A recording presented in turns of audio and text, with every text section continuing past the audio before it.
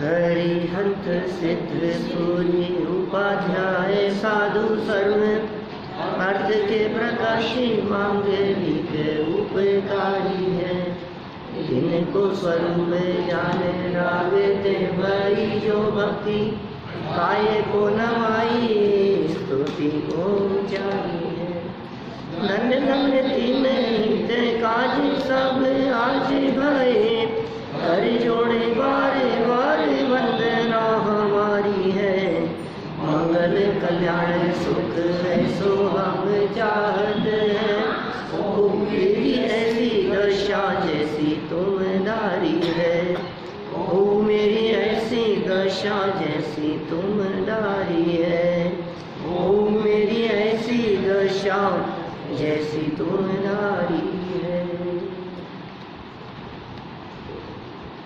यहाँ पीछे से बहुत अच्छी चर्चा चली होगी, ऐसे उम्मीद करता हूँ। हमारा वहाँ भी बहुत अच्छा रहा कार्यक्रम। ऑस्ट्रेलिया में सिडनी में एक तो विशेष शिविर लगाया था 3 दिन का, 4 दिन का शिविर था। मैं चौथे दिन आधा था और दिन भर सुबह उठने से लेकर रात को सोने तक प्रवचन कक्षा और भोजन नाश्ता, बस इसके अलावा कुछ नहीं था। एक ही जगह पर जाकर के रुके थे, काफ़ी लोग थे। इष्टोपदेश ग्रंथ पूरा किया, बड़ा आनंद आया उसमें और बहुत सुंदर ग्रंथ है। अपने यहाँ चलाया था काफ़ी वर्षों पहले और इष्टोपदेश समाधि तंत्र जब चलाया था, लेकिन 51 श्लोकों को उन 3-4 दिन के शिविर में पूरा किया। बहुत उत्साह से सब लोगों ने लाभ लिया। इसके अलावा जो कार्यक्रम हुए उसके बाद, शिविर के बाद, उसमें भी दोनों टाइम प्रवचन और पूजन वगैरह के कार्यक्रम। कुल मिलाकर के ऐसा लगा कि यहाँ से कई गुना ज़्यादा संख्या जितने लोग यहाँ बैठते हैं, तो बहुत उत्साह था लोगों में सुनने का। और ऐसा लगता है ऐसे क्षेत्रों में भी लोग धर्म करना चाहते हैं, ये बड़ी बात है। बड़ी मुश्किल से अवसर मिलता है। हाँ, बड़ी मुश्किल से अवसर मिलता है, ये भी एक कारण हो सकता है। देखिए, जो चर्चा अपनी यहाँ चल रही है, ऐसी चर्चाएं इष्टोपदेश में बहुत सारी थी। यहाँ प्रकरण अपना चल रहा था देहासक्ति से पुनः पुनः देह प्राप्ति। बिल्कुल यही श्लोक है एक इष्टोपदेश में। देह के प्रति अपनापन नवीन देह का कारण बनता है। तो देह को अपना मानता है, इसलिए तुझे नई देह मिलती रहती है। देह के प्रति नेह, ये नवीन देह का कारण है। तन से तन्मयता, देह से नेह, ये ऐसे कारण हैं जिनके कारण ये शरीर कभी आपको छोड़ता नहीं है। ये जीव मुक्त होना चाहता है शरीर से, लेकिन वर्तमान देह छूटने का नाम मुक्ति नहीं है।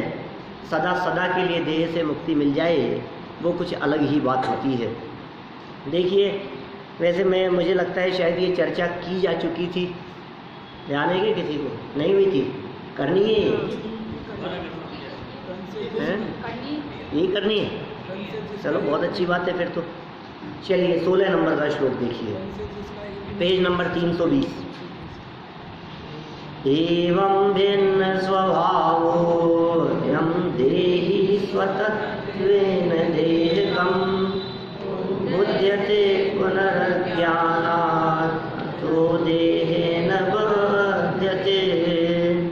नीतिकारों की नीति है, इस प्रकार भिन्न स्वभाव को धारण करने वाला यह आत्मा अज्ञानता से शरीर को निजत्व बुद्धि से जानता है, इसलिए फिर से देह से बंधता है। देखो, बिल्कुल स्पष्ट समझ में आता है कि ये शरीर मेरे हिसाब से नहीं चलता। बहुत स्पष्ट ख्याल में आती है ये बात। मैं चाहता कुछ हूँ और होता और कुछ है, ठीक है ना। माने मैं सुंदर दिखना चाहता हूँ, ये बिगड़ता है। मैं गोरा होना चाहता हूँ, ये काला होता है। मैं पतला होना चाहता हूँ, इसका वजन कम नहीं होता। मैं मोटा होना चाहता हूँ, इसका वजन नहीं बढ़ता। माने ये शरीर की अवस्थाएं, शरीर की क्रियाएं, ये मेरे हिसाब से बिल्कुल भी नहीं चलती है। तो फिर मानता क्यों है ये अपना? बोले अज्ञानात, अज्ञान से मानता है, गलत फहमी में मानता है। और आप जानते हैं गलतफहमी बहुत खतरनाक चीज़ है। गलतफहमी में भाई भाई में झगड़े हो जाते हैं, दुकान टूट जाती है, तलाक हो जाते हैं भाई साहब गलतफहमी में। गलतफहमी में मर्डर हो जाते हैं। गलतफहमी में जितने अनर्थ गलतफहमी में होते हो उतने अनर्थ कहीं नहीं होते। अब सबसे बड़ी समस्या ये है कि गलतफहमी में इतने अनर्थ जगत में दिखाई देते हैं, फिर भी हमारी पूरी की पूरी लाइफ गलतफहमी में बीत रही है। जो अपना नहीं है उसके अपनेपन में, जो पराया है उसको अपना मान लिया, जो अपना है उसे अपना समझा नहीं।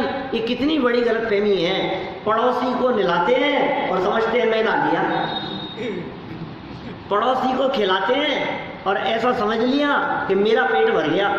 अरे मैं भिन्न हूँ, अपने आप को पहचाना नहीं और पर पदार्थ को ही अपना मानते हुए पर पदार्थ के ही सुखी दुखी करने के चक्कर में, उसे संभालने के चक्कर में ये अपने स्वरूप को भूल बैठा है, तो पता ही नहीं है।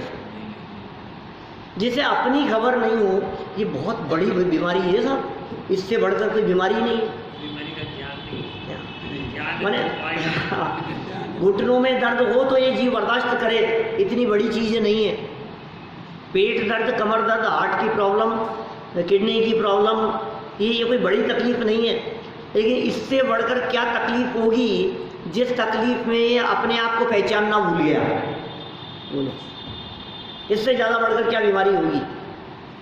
जो ये पहचाने ही नहीं, इसको यही पता नहीं है। मैंने ऐसे ऐसे केस देखता हूँ दुनिया में कि सब्जी में नमक डाला है या नहीं, याद नहीं है, 3-3 बार डाल दिया, पता ही नहीं, याद ही नहीं रहती है। ऐसे लोग दिखाई देते हैं जो नाम पूछो तो पता नहीं, भूल गए क्या था। आपका नाम 10 बार पूछ रहे थे, ऐसा हुआ मेरे साथ में, 10 बार नाम पूछा मेरा, खड़े खड़े 5 मिनट की चर्चा में 10 बार नाम, तो आपका नाम क्या है? 10 बार से ज़्यादा। बोलो, स्मरण शक्ति चलेगी, भूल गया। जो व्यक्ति अपने आप को भूल गया उसका उपकार क्या हो सकता है? बोलो, अपने आप को भूलकर जो भिखारी बना फिर रहा था, अपने आप को भूलकर जो दर दर की ठोकरें खा रहा था, उसके उपकार करने के लिए क्या करें? बोलो भैया, 200-500 रुपये दे दें उसको भीख में, कुछ उधार दिलवा दें किसी से, बोलो क्या करें? और आपको पता लग जाए कि ये कौन है, आपको पता लग जाए अरे ये तो गोदा जी का बेटा है, ये ऐसे कैसे घूम रहा है, तो आप क्या करोगे? बोलो, सही ठिकाने पहुंचा दोगे। और रोटी मांग रहा हो, भगवान के नाम पे 2 रोटी देते, क्या 2 रुपये मांग रहा हो, उसका उपकार क्या है? सही उपकार क्या होगा उसका? उसको उसकी पहचान करा देना, उसको उसके घर तक पहुंचा देना। ये आचार्य देव कह रहे हैं तू भ्रम से, तू अज्ञानता से अपने स्वरूप को भूला है। ये आचार्य देव तुझे तेरे घर का परिचय कराते हैं, इसलिए वितरागी संत हितोपदेशी कहलाते हैं। क्या मास्टर साहब, ये है हितकारी उपदेश। थोड़ी बहुत इनकम बढ़ाने का उपदेश हितोपदेश नहीं हो सकता। अज्ञानता में उलझाना ये सच्चा मार्ग नहीं हो सकता है। ये कैसा मार्ग बतला रहे हैं यहाँ देखो। इस प्रकार पुत्र, मित्र, कलत्र, कलत्र क्या होता है? स्त्री, पत्नी का पर्यायवाची है कलत्र। और देह से भिन्न स्वभाव को धारण करने वाला ये आत्मा अज्ञान के कारण देह को ही आत्मा मानता है। अज्ञान के कारण ऐसा समझता है ये शरीर ही आत्मा है, यही आत्मा है। अब जिसने शरीर को आत्मा समझ लिया, अब शरीर के जितने संबंध हैं सब इसके संबंधी हो गए। अब तकलीफ कहाँ कहाँ होगी? अब शरीर के साथ में जुड़े हुए जितने हैं ना, सबके साथ में तकलीफ खड़ी होगी। बोलो, अरे तो समझिए, ये मेरे बच्चे, ये मेरी पत्नी है, ये मेरे माँ बाप है, ये मेरे भाई बहन है, ये ऐसा है, ये मेरी बेटी है, ये हमारे दामाद है, ये हमारे सब। बस शुरू हो गया। क्या शुरू हो गया? जहाँ शरीर को अपना माना। अब ये संबंध किसके थे बताओ? माँ किसकी थी? आत्मा की कि शरीर की? शरीर की। और पिता किसके थे? बेटा किसका है? और पत्नी किससे संबंध है उसका? आत्मा से कि शरीर से? तो कहे नहीं, हमारा संबंध तो आपके आत्मा से, आत्मीय संबंध। आत्मीय संबंध है, तो आत्मीय संबंध है। और बोलो मर जाए कोई व्यक्ति और मर जाने के बाद में डेड बॉडी पड़ी हुई है और रोती है वो, अब रोए तो उनसे पूछो तुम किसके लिए रोते हो, कि शरीर के लिए रोते हो कि आत्मा के लिए रोते हो? भाई दो चीजें मिली हुई थी ना, कि दो में से तुम्हारा अपना कौन था? यदि शरीर के लिए रोते हो तो शरीर पड़ा है, रोते क्यों? और यदि आत्मा के लिए रोते हो तो चिंता मत करो, रात को आएगी, डरना मत। कीलित मत करवाते फिरना उसको, मंत्र तंत्र जहाँ कर रहा है आत्मा आ नहीं जाए, दोबारा लौट करके नहीं आ जाए, ये घबराता है उससे। तेरा संबंध किससे है? ये ब्रह्म जनित संबंध है जिसको तू संबंध मान बैठा है। तुझे ऐसा लगता है इनसे मेरा संबंध है, इनसे मेरा संबंध है, ये भ्रम है। अरे जिया जग धोखे की टाटी। जाने से पहले मैंने की थी चर्चा ये, क्योंकि ऊपर वाले श्लोक में भी ये पुत्र मित्र कलत्र आदि की चर्चाएं आई थी, उन्हें पर जानो। झूठा उद्यम लोग करत हैं, जामे निश दिन घाटी। अरे जिया जग धोखे की टाटी। कितना धोखा है इसमें, अपना अपना कहते हुए दिखाई देते हैं, और जब तक अपना स्वार्थ सिद्ध होता है तब तक अपने हैं, और जहाँ स्वार्थ सिद्ध नहीं होता वहाँ अपने भी। बोलो, जब तक बाबूजी काम करते हुए दिख रहे हैं ना तब तक तुम्हारा अपनापन दिखाई देता है, और जिस दिन वो किसी काम के नहीं रहे फिर उस दिन सोचो फिर क्या लगता है तुम्हारे। सबके साथ में ऐसा ही है क्या? आपके पति यदि कमा रहे हैं तो आपके हैं, और कमाना बंद कर दिया तो अब हमारे ही नहीं बचे, ऐसा लगता है क्या? आज आपसे हमारा क्या संबंध है? ऐसे ही समझते हैं। बच्चों के लिए बच्चे अपना कहना माने, अपने अनुसार चले तो लगता है अपने अनुसार नहीं चले तो तुरंत पराये जैसे दिखने लगते हैं। भाई ये संबंध थे ही झूठे, जिनको तू अपना समझ रहा था ये संबंध सच्चे थे ही नहीं। इसलिए वह भजन आता है, मेरो साचो साथी रे, मेरो महावीर है, ऐसे कहते हैं लोग।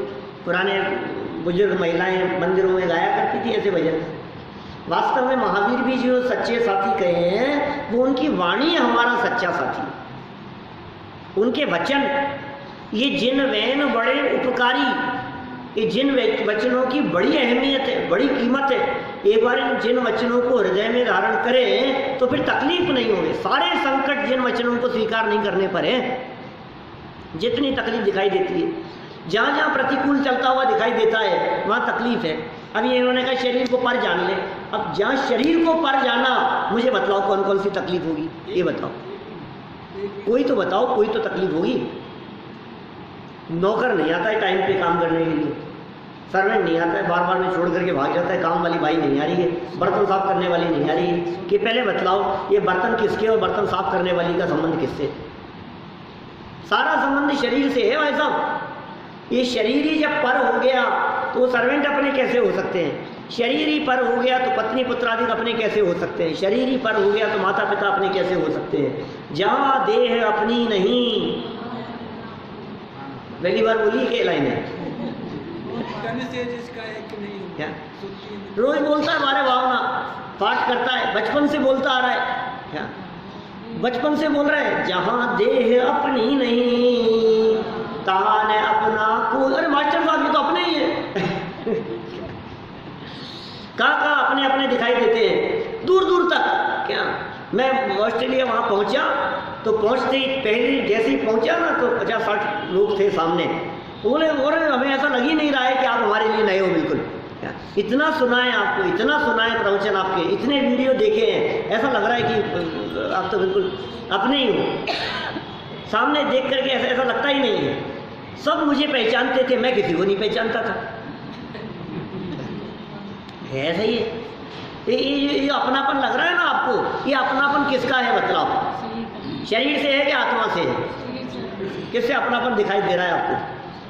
शरीर से दिख रहा है अपना? ये है ही नहीं आपका। जिसका शरीर से अपनापन टूट गया, अब बोलो माँ बाप से अपनापन रह सकता है क्या? तो हमारे जो महामुनिराज हैं जिन्होंने दीक्षा ले ली है, अब ये दीक्षा कैसे ली जाती है?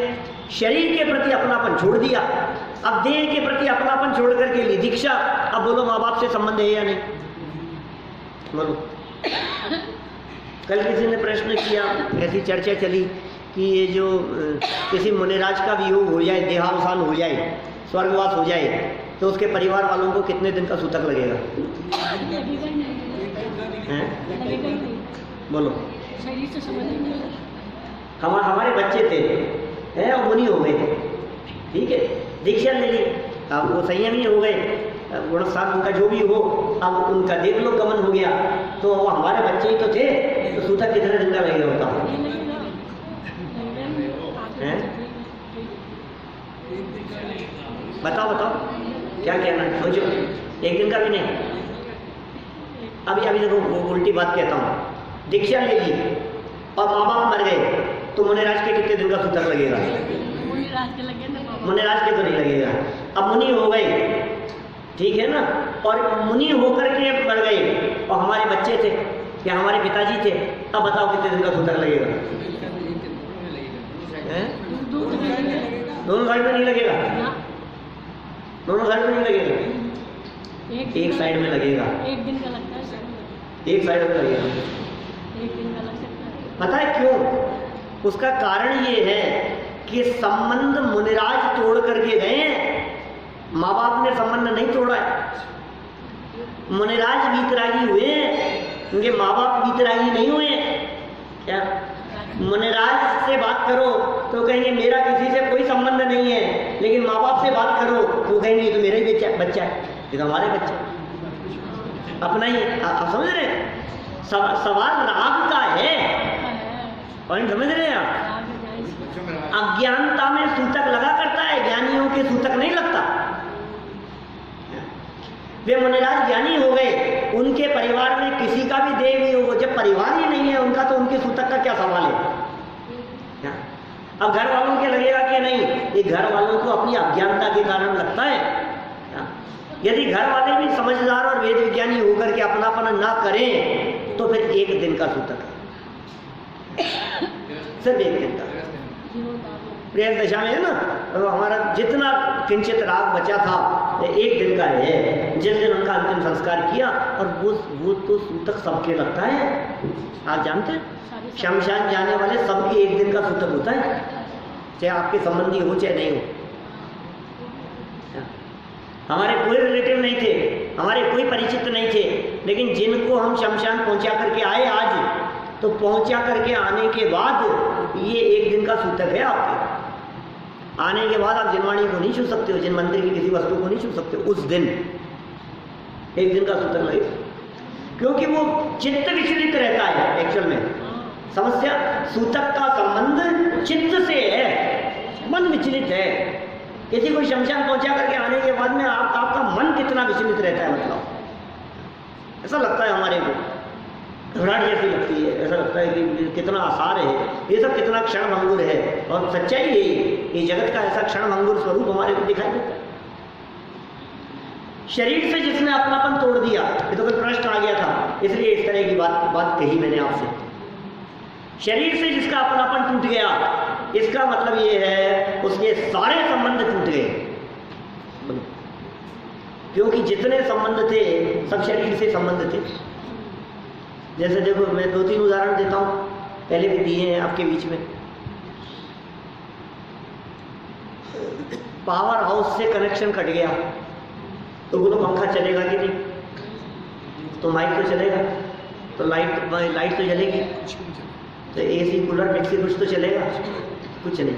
एक जगह संबंध कट किया और सारे जगह संबंध अपने आप कट गए, ऐसा होता है। एक जगह तोड़ा, ये क्या किया, वहां से मेन स्विच बंद कर दो। बिजली का काम करने के लिए कोई व्यक्ति यहाँ आए तो क्या करेगा? पंखा सही करने के लिए पंखे का स्विच, लाइट बंद करने के लिए लाइट का स्विच, तो कहते हैं वहां से बंद कर दो आप मेन स्विच। वो बंद हो गया, अब कितना भी काम करा लो सब, फिर सही करने के बाद में अब चालू करके देखो सब चल जाएगा। तो संबंध वहां से तोड़ा एक जगह से और सब संबंध अपने आप टूट गए। अभी हमारे जैन साहब है, मान लो बिजनेस छोड़ दिया इन्होंने, तो जितने बिजनेसमैन थे, जो लोग थे, सबसे संपर्क टूट गया। अभी किसी बिजनेस वाले का फोन आता है तो क्या कहते हैं कि मैंने बंद कर दिया, आप बच्चे से पूछो, उससे संपर्क करिए। ऐसा होता है ना। जितनी पार्टियां थी सारी पार्टियों से संबंध टूट गया। किससे संबंध तोड़ने पर? बिजनेस से संबंध तोड़ा और बिजनेस करने वाले सब लोगों से संबंध टूट गया। कितना बड़ा एक चीज, एक संबंध तोड़ा हमने, ऑफिस बंद कर दिया, काम बंद कर दिया, तो काम से जिनसे काम होता था वो सब टूट गया। और तो एक प्रसिद्ध उदाहरण है, बोलो कौन सा? अरे तलाक हो गया।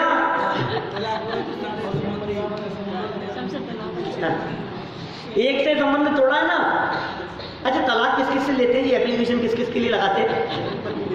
मैं अपने साले से तलाक लेता हूँ, मैं अपने ससुर जी से तलाक लेता हूँ। किस किस से होता होगा बोलो संबंध? कैसे?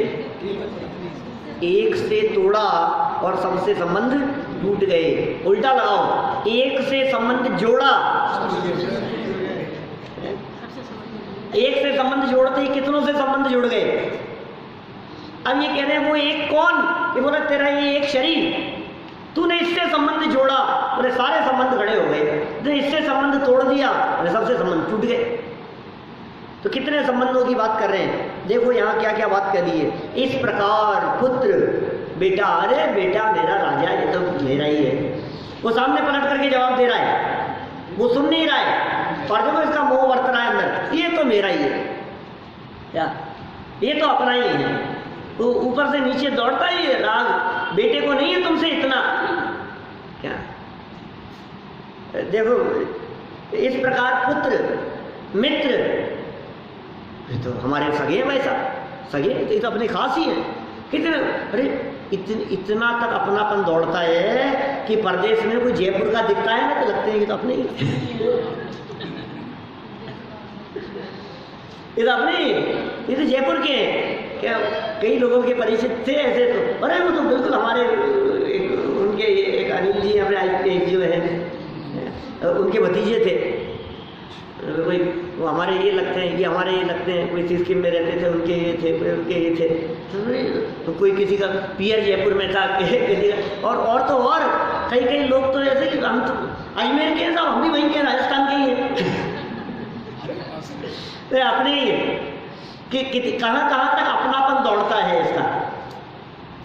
परदेशियों के बीच में कोई अपने देश का मिल जाए तो इसको ऐसे लगने लगता है ये तो अपना ही है, तो अपना ही है। अब ये सारे संबंध किससे हैं? जिस जगह पर हमारा जन्म हुआ, जिस जगह पर ये देह, इस देह ने कुछ समय तक अपना काल व्यतीत किया, उस क्षेत्र के साथ में भी इतना अपनापन बरतता है। और तो और कोई व्यक्ति ये कहे मैं भोपाल का हूँ, तो भोपाल के अंदर हमने कंस्ट्रक्शन किया था 2003 में। एक सज्जन कल रात को मिले एयरपोर्ट पर, दिल्ली एयरपोर्ट पर, पहले जानता नहीं था, आते ही एकदम मेरे को देख करके सामने खड़े हो गए, बोले आप जैन हैं ना?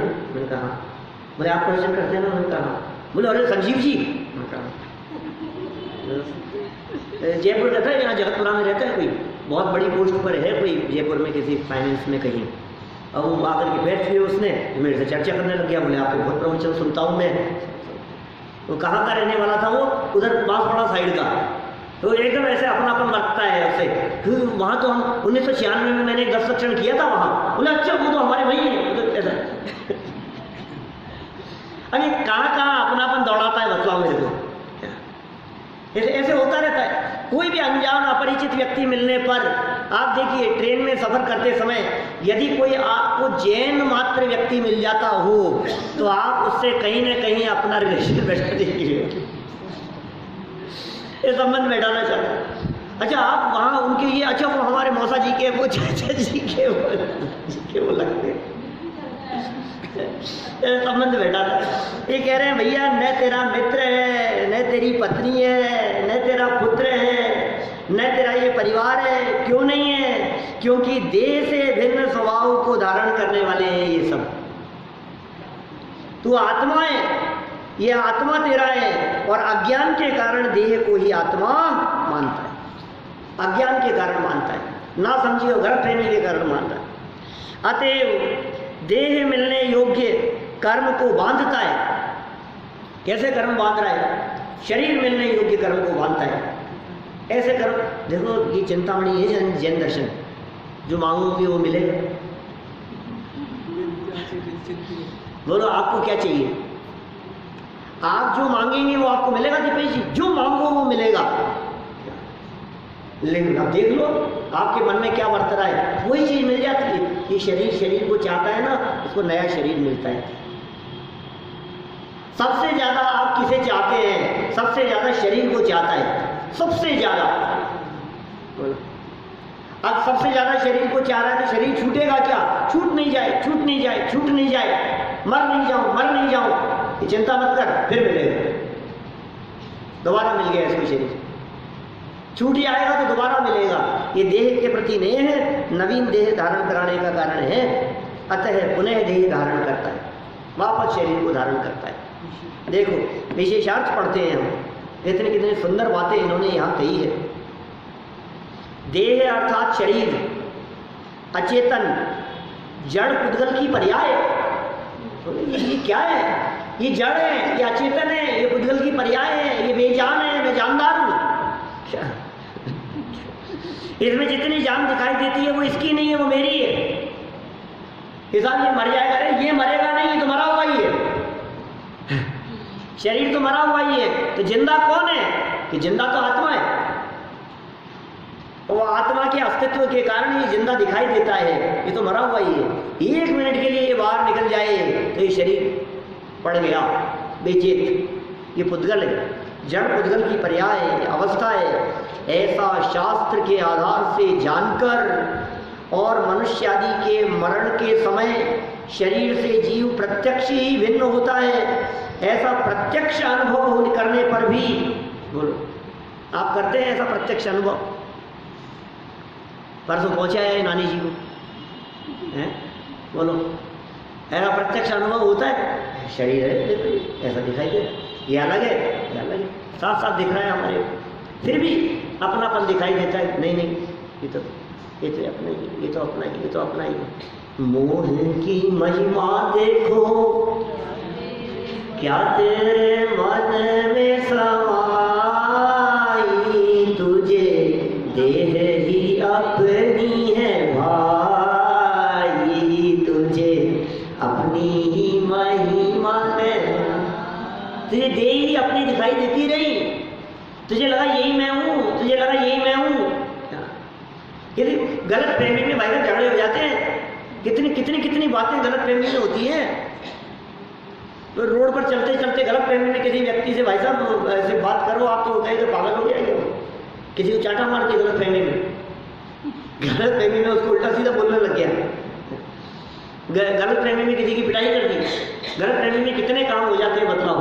ये गलत प्रेमी में, ये व्हाट्सएप से चलने वाली गलत प्रेमियों की कितनी घटनाएं और केस आते हैं। किसी गलत व्यक्ति की कोई फोटो गलत वायरल कर दी और उसको पीट पीट करके मार दिया उसको रोड पर, वो था ही नहीं, वो कोई दूसरा व्यक्ति था, वो उसकी फोटो डाल दी, उसका ये हो गया, वो पिट गया। ऐसे काम हो जाते हैं गलत प्रेमी, अनर्थ हो रहे हैं गलत प्रेमी में। बचपन से आज तक हमारा पूरा का पूरा जीवन गलत प्रेमी में बीता है। मनुष्य आदि के मरण के समय प्रत्यक्ष दिखाई देते हैं, आत्मा अलग है, ये प्रत्यक्ष दिखाई दे रहा है। शरीर मेरे हिसाब से नहीं चलता है, ये चौड़े समझ में आ रहा है, ये मोटी मोटी बुद्धि वालों को भी समझ में आए कि मेरे हिसाब से नहीं चलता है। लेकिन जहाँ चलती नहीं है वहाँ जबरन चलाता है, चलाता है, चलाता है, कोशिश करता, अब तो चलेगी चलेगी चलेगी, जबरदस्ती चलाने की कोशिश कर रहा है। क्या चलती है वहाँ नहीं चलाता है, क्या करें?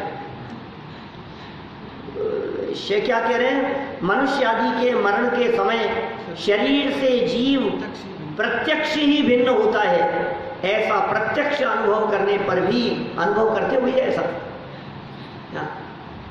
आज फील हो रहा था मेरे तो कहीं भी ऐसा शरीर अलग है, मुझे ऐसा लग रहा है जैसे आत्मा शरीर से अलग है, ये शरीर अलग ही है। ऐसा रात को 11 बजे तो आया और 11 बजे 11:30 बजे आकर के सोया और 1:30 बजे उठ गया, क्योंकि 1:30 बजे सुबह हो गई थी हमारी। यहाँ के 1:30 बजे, वहाँ के 6 बज गए थे सुबह के। रात भर नींद सोने का प्रयास करता रहा और फिर उठना तो था ही, तो ऐसे लग रहा था जैसे शरीर बिल्कुल अलग है और आत्मा बिल्कुल अलग है। ये शरीर काम ही नहीं कर रहा है बिल्कुल भी, ये बिल्कुल अलग दिखाई दे रहा है। बिल्कुल अनुभव में आता है ऐसा, बिल्कुल ऐसा अनुभव आ रहा था। सुबह सुबह कम से कम आधे घंटे मैंने ऐसा फील किया कि ये आत्मा बिल्कुल अलग है और शरीर बिल्कुल अलग अलग दिखाई दे रहा है। ऐसे फीलिंग अमेरिका कनाडा जाकर के आया तब कभी नहीं हुई ऐसी, पता नहीं क्या कारण जो भी रहा हो। जबकि यहाँ 4-5 घंटे का अंतराल है टाइम का, और वहाँ 12 घंटे का 10-12 घंटे का अंतर होता है टाइम का। बिल्कुल उल्टा हो जाता है वहाँ तो। यहाँ दिन है तो वहाँ रात, वहाँ रात है तो वहाँ दिन। यहाँ दिन भर जगना है और वहाँ उसी टाइम पर उसी सोना है। जिस टाइम पे वहाँ सोना है उस टाइम पे यहाँ जगना है, सारा उल्टा होता है। ये फिर भी पता नहीं क्यों ऐसा लग रहा था। अभी कह रहे हैं यहाँ पे, तो ये प्रत्यक्ष अनुभव में आ रहा है ना, मेरे हिसाब से नहीं चल रहा है ये कैसा हो रहा है। ऐसा लग रहा है कि आत्मा कहीं और है और शरीर कहीं और है। मेरे से तो बोली भी है कि आप आत्मा कहाँ रहे। ये कैसा कैसा होता है, आपने कभी फील किया क्या? मैं ऐसा विचार कर रहा था, बहुत देर मैंने शांति से बैठ करके विचार करने का प्रयास किया। यार ये आत्मा और शरीर जब कैसे अलग अलग है, हमें ये अलग अलग महसूस करने में आए। चलते समय ऐसा लगे मैं नहीं चल रहा हूँ, शरीर अलग चल रहा है और मैं अलग हूँ।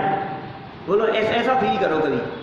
जब ये दो चल रहे हैं तो वस्तु स्थिति तो ये है ना कि देह अपनी क्रियावर्ती शक्ति से चल रही है और हम अपनी क्रियावर्ती शक्ति से चल रहे हैं। दो द्रव्य न्यारे न्यारे है ना। शरीर आत्मा को चलाता है कि आत्मा शरीर को चलाता है? बताओ। अरे शरीर में आत्मा हो तो आत्मा चला रहा है शरीर को, शरीर में आत्मा ना हो तो शरीर चलता नहीं। विचार लोग चलाते हैं लेकर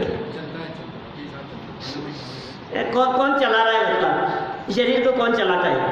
आत्मा को कौन चलाता है? अच्छा, इस आत्मा को नरक में कौन ले जाता है? स्वर्ग में कौन ले जाता है? बिना शरीर के जाना का मतलब ये शरीर पुद्गल द्रव्य है, उसमें अपनी क्रियावर्ती शक्ति है। आत्मा चेतन है, उसमें अपनी क्रियावर्ती शक्ति है और दोनों अपनी क्रियावर्ती शक्ति से चल रहे हैं। अच्छा, यहाँ से बैठ करके फ्लाइट में बैठ के, ट्रेन में बैठ करके आप कहीं गए क्या, तो किसने चलाया आपको? ट्रेन ने? नहीं। अब ये जैन दर्शन है साहब, ये बारीकियां हैं जैन दर्शन की। आप ट्रेन में सफर करते समय भी ट्रेन में सफर नहीं कर रहे हैं। ये ट्रेन में बैठ करके चलता हुआ भी ट्रेन को छूता नहीं है। ट्रेन अपनी स्पीड से चल रही है और आपके शरीर के परमाणु भी उसी स्पीड से चल रहे हैं। माने समझ लीजिए ट्रेन यदि 80 किलोमीटर प्रति घंटा की रफ्तार से चल रही है, प्लेन यदि बहुत स्पीड से चल रहा है, जैसे कल हम प्लेन में आए तो वहां से वो चल रहा था करीब करीब समझ लो 900,000 किलोमीटर प्रति घंटा की रफ्तार से चल रहा था। 1 घंटे में 1000 किलोमीटर चलेगा, 900 किलोमीटर चलेगा। तो प्लेन तो 900 किलोमीटर प्रति घंटा की रफ्तार से चल ही रहा था, हम वहां बैठे हुए भी 1000 किलोमीटर प्रति घंटा की रफ्तार से चल रहे थे और शरीर भी 1000 किलोमीटर प्रति घंटे की रफ्तार से चल रहा था। हर वस्तु उसी रफ्तार से चल रही है।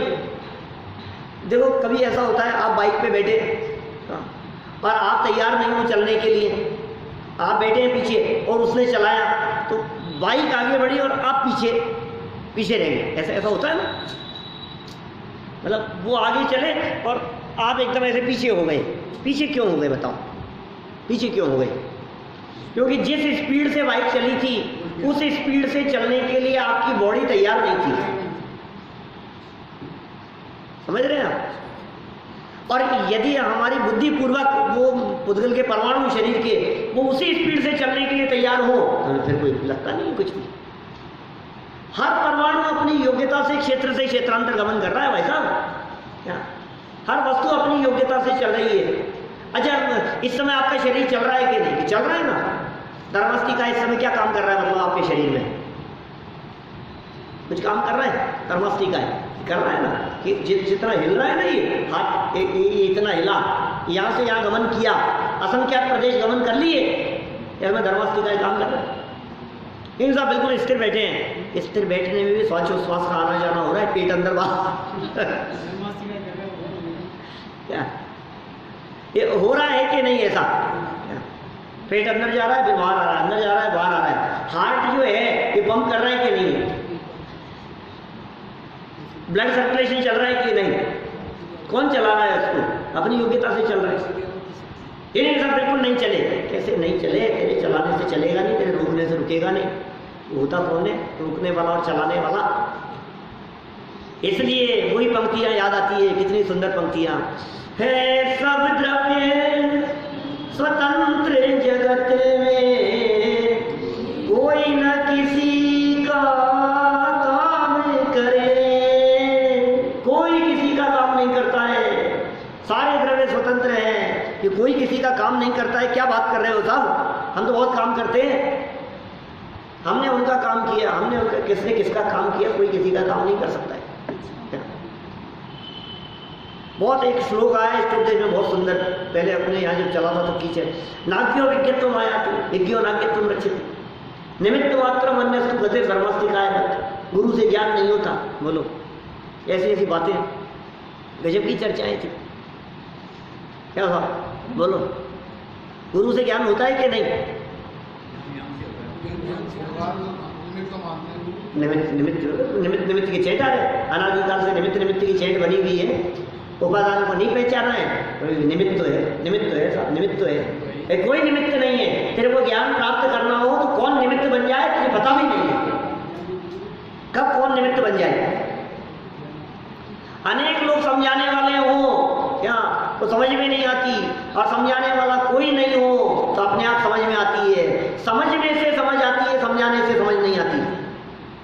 क्या दीपेश जी, ये बातें कुछ अलग है। समझाने से नहीं समझता कोई भी व्यक्ति, समझने से समझता है।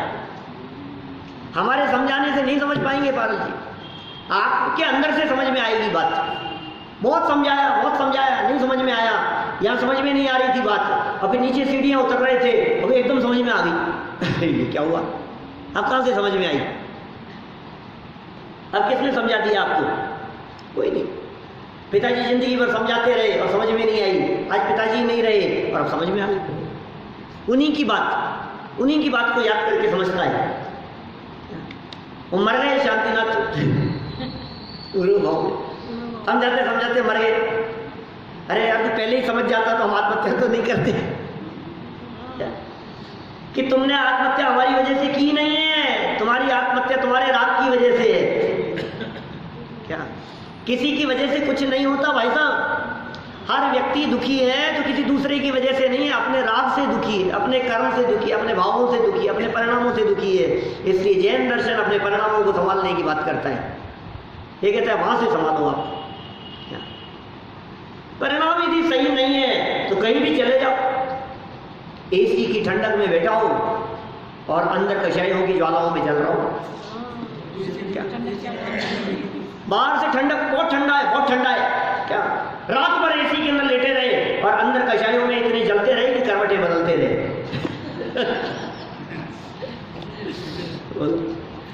यही हमारे, ये क्या हुआ? जल रहा है कषायों में, और क्या है?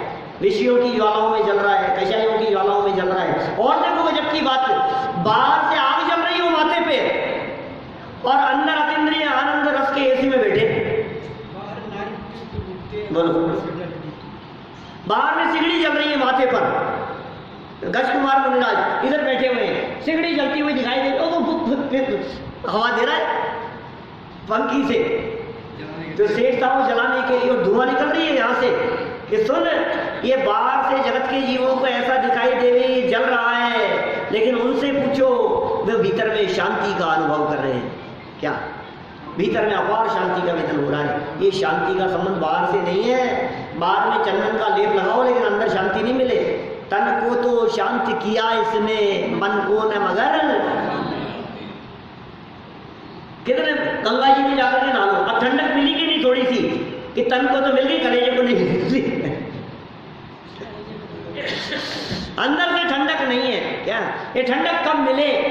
ऐसी ज्वाला है, ये मर जाए तो मिले मेरे को, ये जब तक नहीं मरे तब तक मेरे को चैन नहीं मिले। तो मरे जा रहा है, काय में मर रहा है, कषायों में मर रहा है। तो क्या समझा रहे हैं यहाँ? देखो आप कैसी बात कह रहे हैं भाई।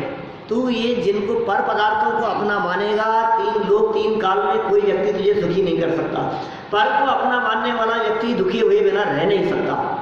ये अपनापन और मान्यता तोड़ाने की कह रहे हैं।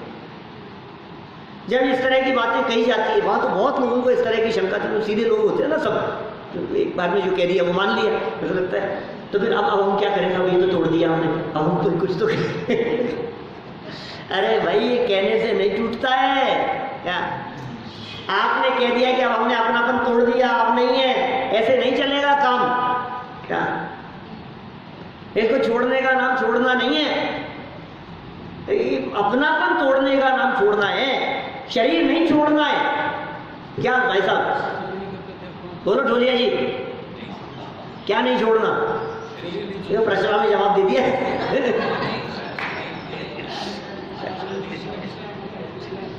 शरीर नहीं छोड़ना है, शरीर बना रहे क्या, और अनंत सुखी हो जाए। गजब बात है, अनंत हो जाते हैं, केवली भगवान हो जाते हैं, 3 लोक का नाथ हो जाता है। शरीर बना रहे, शरीर छोड़ना ही नहीं है। तो सोच रहा है शरीर छोड़ो, शरीर छोड़ो, लेकिन सुनो, शरीर के प्रति यदि अपनापन बना रहे तो गुणस्थान 14 हुआ तो छोड़ो, 4था भी नहीं होगा। शरीर, इसका मतलब शरीर दुश्मन नहीं है क्या? ये जितनी चर्चा चल रही है, अच्छा शरीर इतना खराब है, अच्छा शरीर ऐसा है, अभी छोड़ देता हूं मैं। एक ऐसा संप्रदाय है, अपन ने पहले वो ग्रंथ पढ़ा ना, पुरुषार्थ सिद्धि उपाय। तो पुरुषार्थ सिद्धि उपाय वालों में ग्रंथ में कई तरह के संप्रदायों की चर्चा थी। सन 1999-2000 के आसपास पढ़ा था। आपने तो पढ़ा है, मुझे पता है, औरों का पता नहीं। पढ़ा है, कुछ 2-4 चेहरे तो दिख रहे हैं ऐसे जिन्होंने एग्जाम दिए हैं पुरुषार्थ सिद्धि उपाय की। तो वो उसमें कई तरह के संप्रदाय बतलाए। तो एक संप्रदाय का नाम दिया हुआ खार पटीक मत। एक ऐसा संप्रदाय का नाम दिया अमृतचंद्राचार्य देव ने। उसमें उन्होंने कहा वो एक ऐसा संप्रदाय है, वो ये कहता है कि आत्मा पंछी है और शरीर जेल है। तो शरीर रूपी जेल में ये आत्मा रूपी पंछी कैद है, तो उसको कैद से मुक्ति मिल जाए तो वो मुक्त हो जाए। ऐसा सोचकर उनके संप्रदाय के कोई गुरु जो बहुत अभ्यासी, ज्ञान अभ्यासी हो जाते हैं, वो ये कहते हैं शिष्य को, अब मैं यहाँ ध्यान अवस्था में बैठा हूँ, तू तलवार लेकर के मेरे सर के ऊपर से चला और शरीर के टुकड़े टुकड़े कर दे, तो शरीर तो यहीं टूट जाएगा और आत्मा मुक्त हो जाएगा, मुक्ति हो जाएगी। ऐसा संप्रदाय है। ऐसे दुनिया में सब तरह के लोग हैं, कई तरह के लोग। रात को फ्लाइट में ऑस्ट्रेलिया से आते समय एक मिल गया, एक सज्जन, मेरे तो नेचर ही इसी तरह का है, चर्चा शुरू करने का।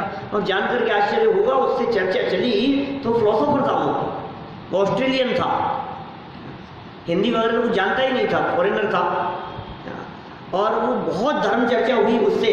और वो सब आत्मा, प्योर सोल की चर्चाएं करते रहे वापस में, ऐसे ऐसे धार्मिक व्यक्ति। वहीं से आ रहा था वो ऑस्ट्रेलिया से साथ में। तो कितने कितने संप्रदाय हैं, कितने लोग शुद्ध आत्मा की बातें करते हैं, शुद्ध स्वरूप की बातें करते हैं। वो सेमिनार लेता है, वो भी जगह जगह बड़े बड़े। फिर वो उसको मालूम चला, पहले तो मैं उसकी सुनता रहा सारी, क्योंकि अपने उसकी सारी चर्चा चलती रही। फिर मेरे बारे में सुना तो फिर वो उसने नंबर वगैरह लेकर के, और नहीं सुनूंगा आपको, और ये सब चर्चा। दुनिया में बहुत लोग हैं, ये ब्रह्म कुमारी वाले, ये सब आत्मा आत्मा की बातें करते हैं। ये बीके शिवानी जो हैं और ये हैं, ऐसे सब लोग, बहुत लोग, सब आत्मा आत्मा आत्मा की चर्चा है। ऐसा लगेगा जैसे शुद्ध आत्मा की बातें कर रहे हो। सांख्य वेदांत दर्शन वालों को जरा पढ़ो आपको ऐसा लगेगा जैसे आत्मा, कैसे आत्मा की बातें।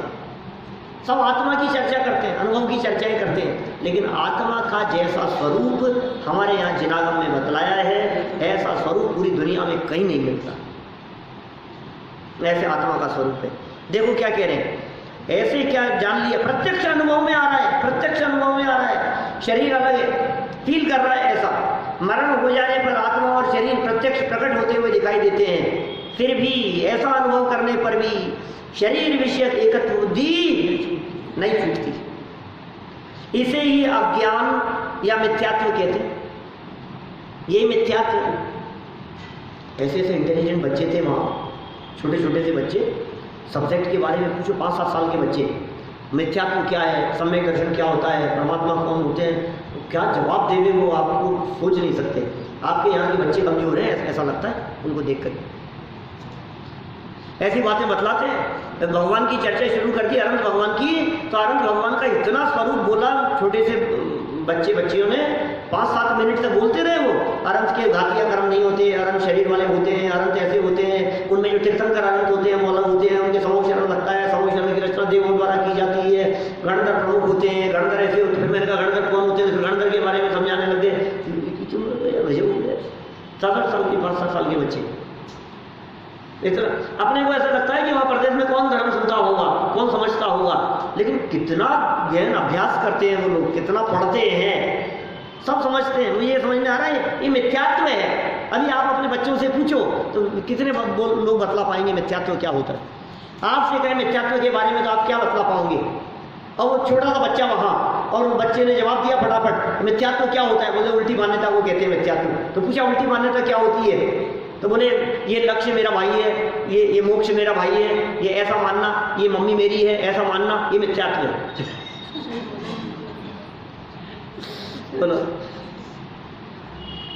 नाम थे बच्चों के, एक बच्चे का नाम लक्ष्य था, एक बच्चे का नाम मोक्ष था, बच्चों के नाम। बोले ये मिथ्यात्व क्या होता है, बोले इसमें सुख मानते हैं, ये मिथ्यात्व है। ये खाना खाया भी हमने, खाना खा करके बैठे थे, बोले खाना खा करके बैठे हैं, इसमें सुख मानना, बोले मिथ्यात्व है। मैंने कहा यार ये तो विद्वान क्या बतलाए, भले ही शब्दों में जाना हो क्या, नहीं जानते तो हैं। ये कह रहे ये मिथ्यात्व है, ये मिथ्यात्व छूटता नहीं है, ये अज्ञानता छूटती नहीं है। इसी मिथ्यात्व एकत्व को छोड़ने के लिए, क्या मिथ्यात्व को छोड़ने के लिए, एकत्व को छोड़ने के लिए अपने आत्मा में ही एकत्व करना, ये विधि रूप कार्य है। एक तो नेगेटिव कह दिया, शरीर से अपनापन छोड़ो छोड़ो छोड़ो छोड़ो छोड़ो, तो साहब छोड़ तो देंगे, करें क्या ये बताओ। ये तो छोड़ दिया, करें क्या, बोले अपने आत्मा में अपनापन करो, ये विधि रूप कार्य है, ये अस्थि रूप कार्य है जो हमें सर्व सामर्थ्य से करना चाहिए। बस एक लक्ष्य, इसके अलावा दूसरा कुछ नहीं, एक ही काम, दूसरा और कुछ नहीं, इसके अलावा दूसरा और कोई काम नहीं है हमारे पास में, जिससे शरीर में एकत्व बुद्धि स्वयं ही सहज छूट जाती है। और जिसकी शरीर में अहम बुद्धि छूट गई, उसका शरीर छूटे या न छूटे, वो अतीन्द्रिय आनंद का रसास्वादन करता है। और ऐसे आनंद का रसास्वादन हम सभी करें, इसी भावना से बात को यही विराम।